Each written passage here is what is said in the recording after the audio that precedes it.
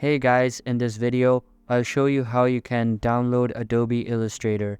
So make sure to watch this video till the end and let's get started.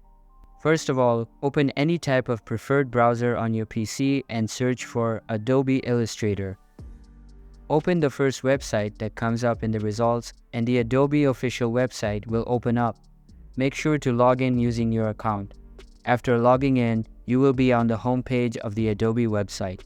Now, Illustrator is a really great Adobe product, and this time of year, they are providing their customers with a 7-day free trial. To avail this offer, simply click on the Start Your Free Trial button and a pop-up will appear. Inside this pop-up, you will be able to apply for the free trial, but if you look at the top, there is a student section that you can use to get up to 70% off on the Creative Cloud services. Simply click on the Continue button to get it. And that's how you can download Adobe Illustrator. Hope you liked the video. Thanks.